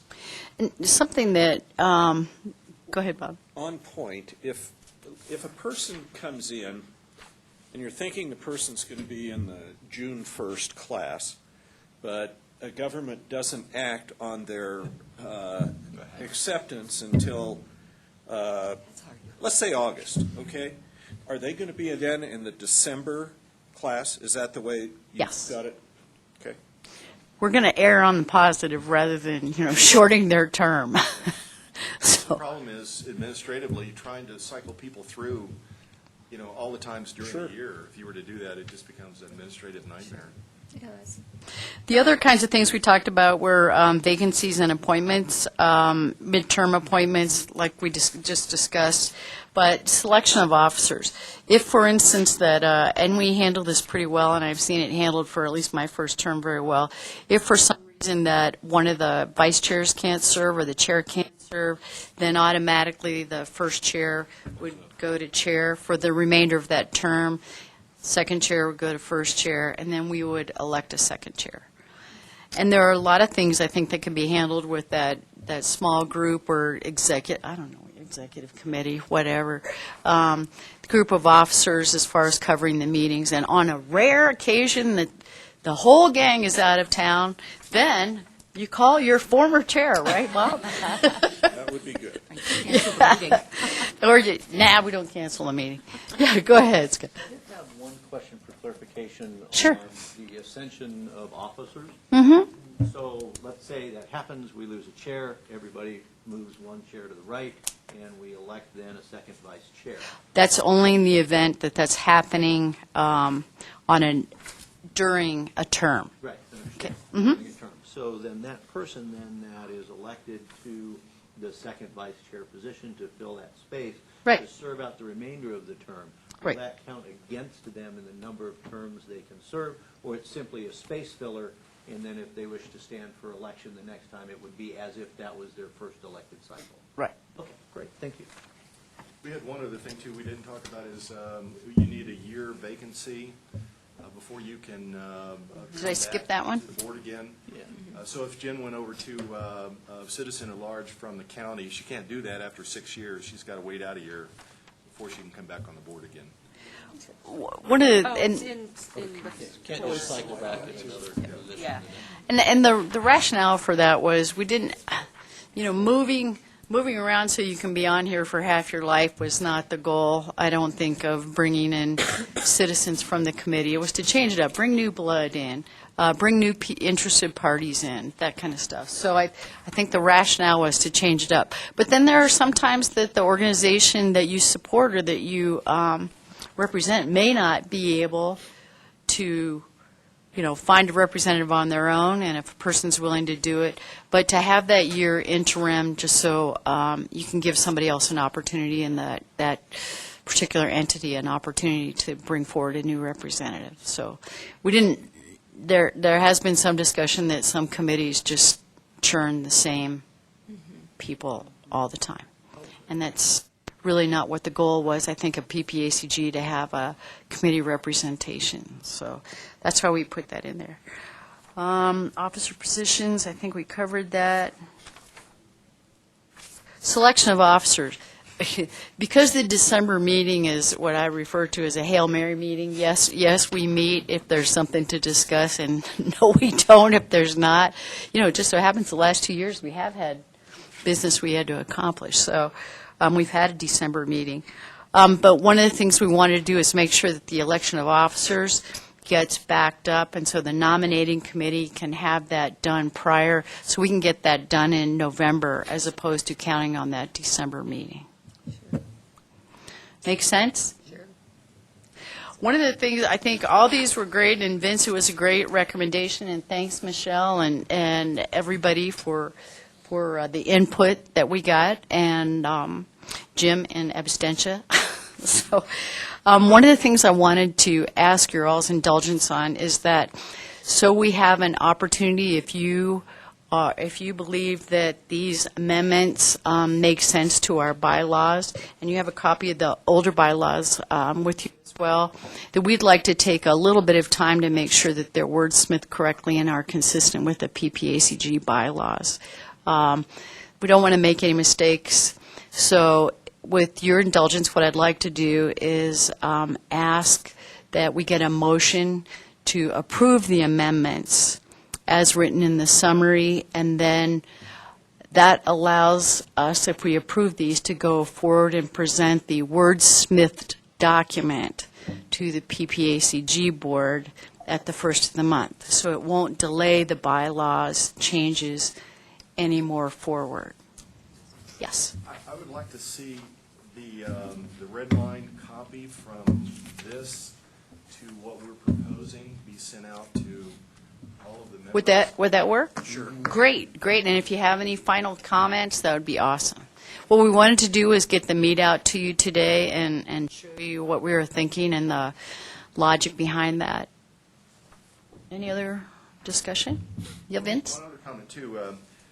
We had talked about what is our reason for existence here, and every meeting we come to, we have this sheet of paper that talks about, it looks like a mission statement, what it is that we're supposed to be doing. The only official reason for this committee is in Article 3 here. It's 2 paragraphs, 2 very short paragraphs. That other thing that is put out every single month, as I understand it, was put together by Jason. And that's become our Bible. It's not been blessed, I don't think, by the PPACG board. It's just something that was put in, and I think we need to get a hold of Jason if we're going to change it, too. We need to bring him back. It's something that's there. We've talked about it many times. Maybe there's, after this is done, that we start, talking about what it is, what is our reason for existence here? Is that good? I like what he's written. Is that what we want to go by? But it ought to be blessed by the PPACG boards, and then it becomes our Bible. It's a mission and vision type thing.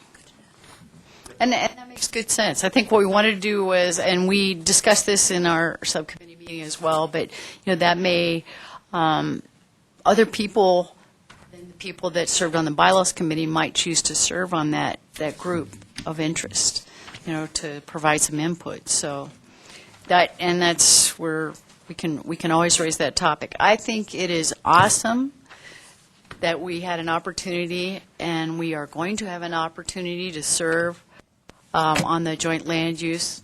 So I'm glad when we have something that people are interested, we can bring it up in this committee, we can go back to PPACG, and we can say, hey, we want to offer our voice in this and be able to communicate with our community groups. So I think it's great. Could I have a motion for approval and delegation to the subcommittee? I so move, but I want to, you mean to the joint, are we talking bylaws No. still? Yes, we're talking bylaws. But I'd want to incorporate what Vince said. Okay. And that is that we mail out, so it's an approval. But we will get the document We will get for, The red line the version. red line version. certainly.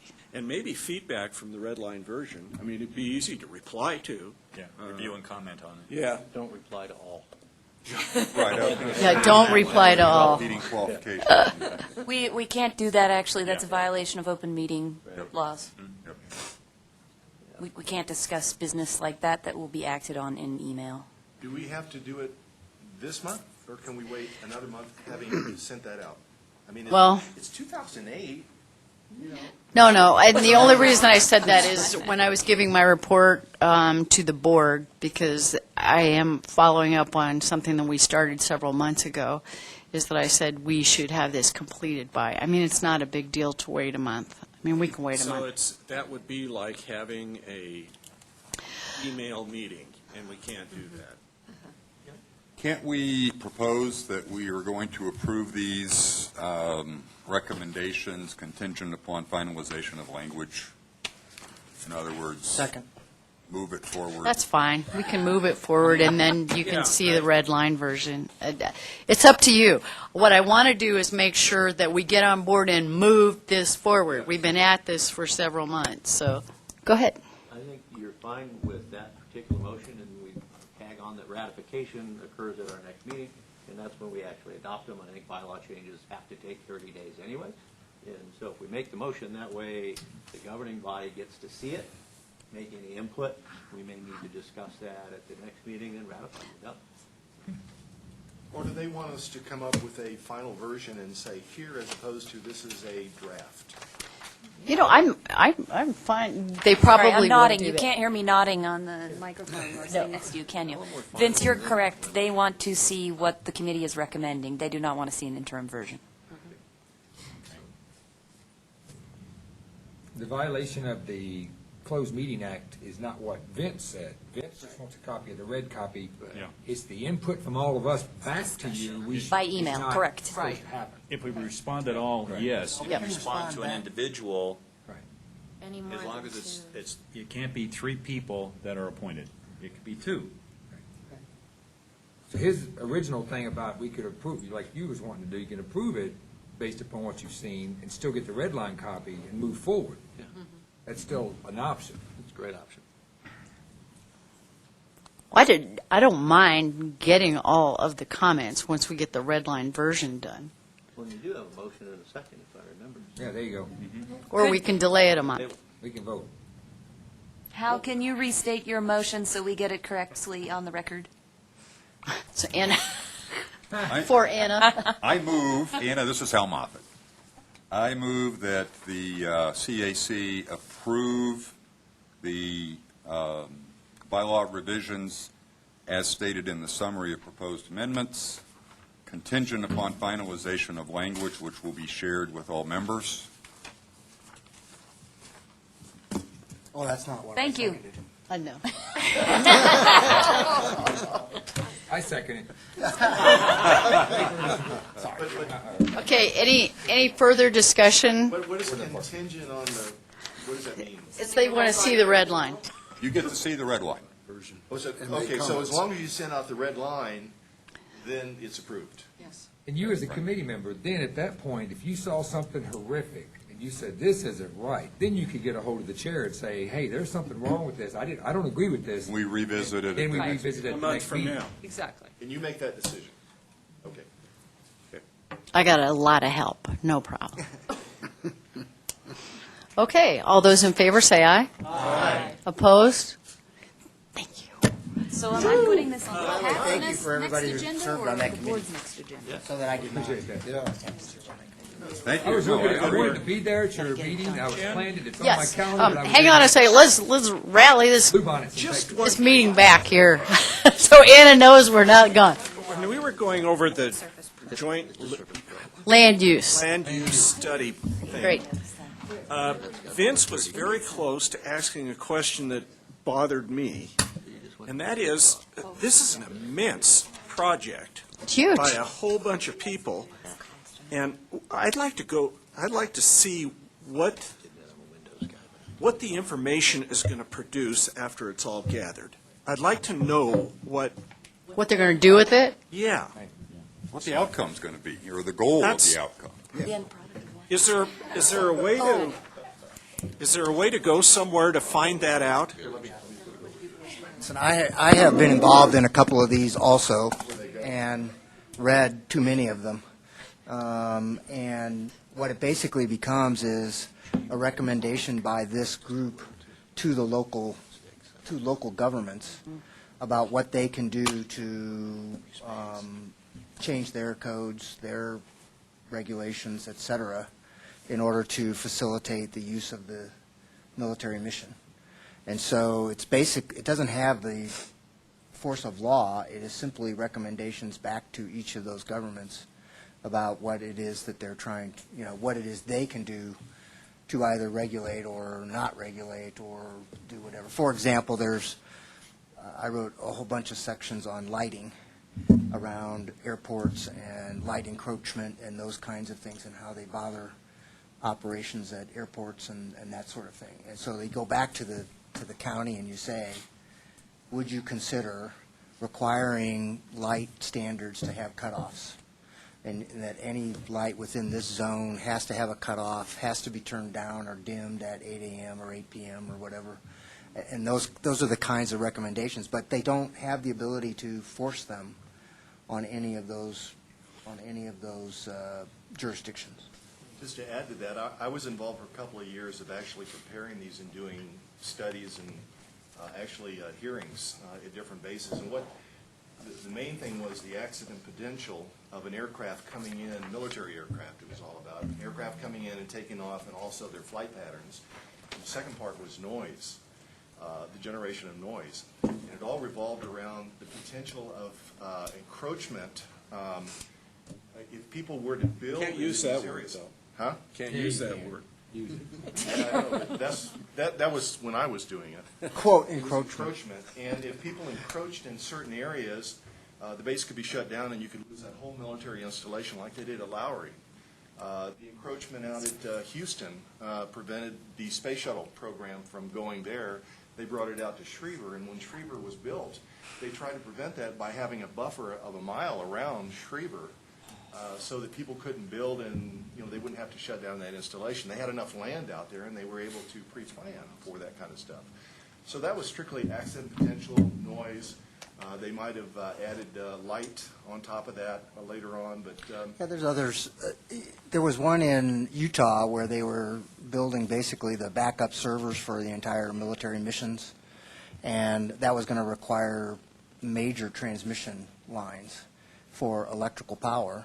They didn't have. And they didn't, they basically had to come up with recommendations as to where those power lines could go, whether they were going to go underground, whether they were going to come across the mountain, all those kinds of things. So that became an issue. So they can get as local specific as that, but they generally have, you saw the 6 or 7 committees, and that's probably where the issues are. The Air Force Academy has serious concerns about the stormwater that's coming onto them, and so there's an issue on there. That's one of the things on stormwater. So. They can recommend to the city or to the county, hey, would you please stop that or do this or do that to your regulations, but the county has to do them. But the bottom line is it's not mandatory, it's a recommendation. Yeah. And some communities embrace it, and some say forget it. Well, I think we have an opportunity. I mean, first of all, please, in the interest of time, if you are interested in one of the 5 working groups that you saw up there, please let me know. And it would be my hope that we could share positions and they don't care if 2 of us show up or, whatever. I don't think it's an issue.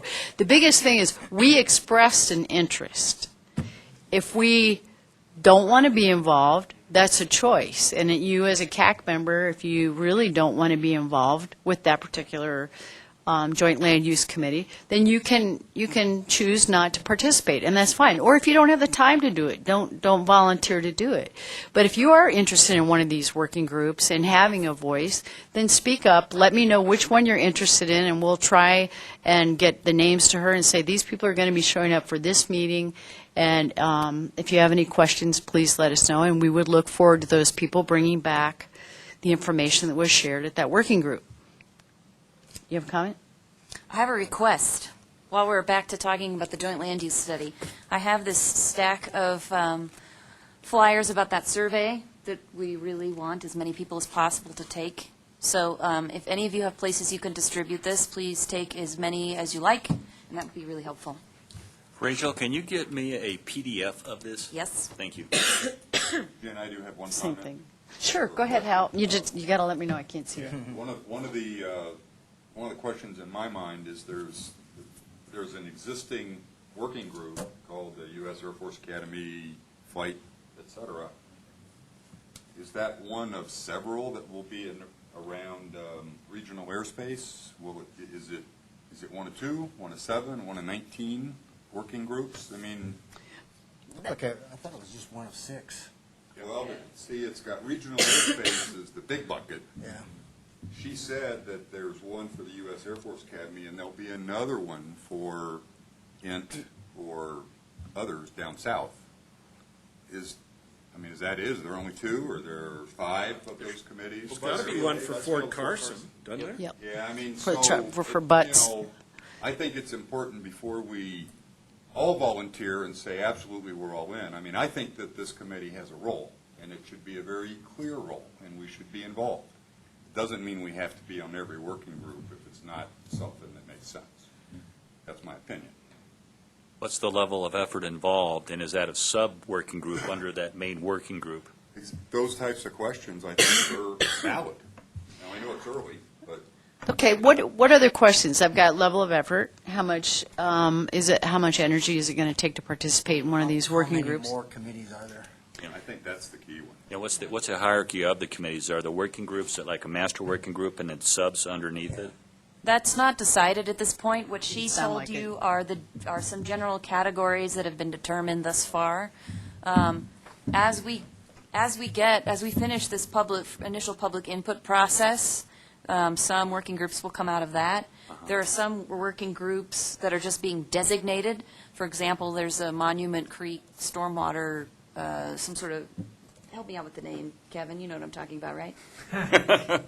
Oh, you mean the Fountain Creek, the one that Larry Small's doing? No. No? There's a, Actually, I don't know that. okay, well, anyway, there's a stormwater-related, I see. Monument Creek-related group that already is in existence, and the technical committee has proposed, the policy committee will ratify at their next meeting, that just be designated a working group, so that okay. they're not duplicating efforts when they already are underway. So there's the organizational structure is in development still? That's a long Sounded way like of it from saying what you were the saying. working groups are not set in stone at this point.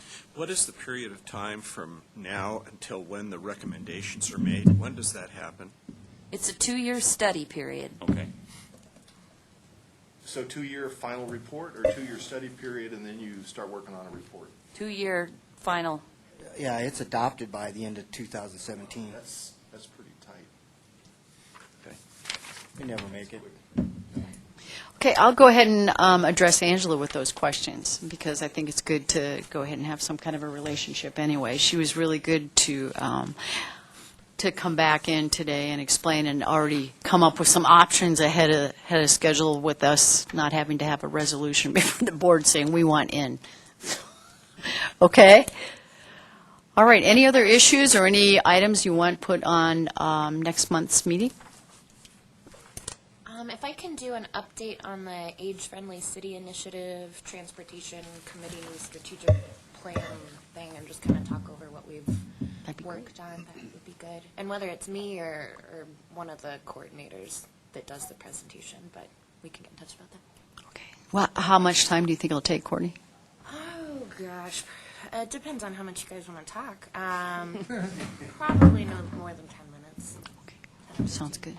Thank you. In Thanks the, for offering that. In the schedule for the land use study, it has the working group's work being done by May of next year.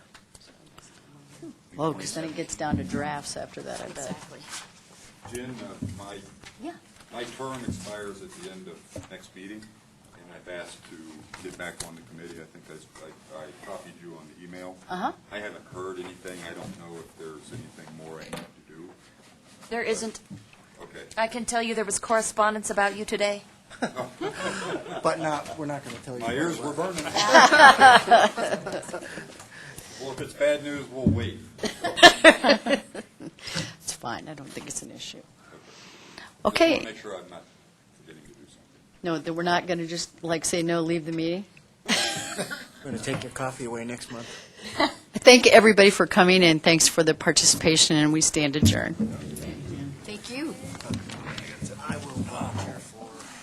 See, it was really a Send me an email.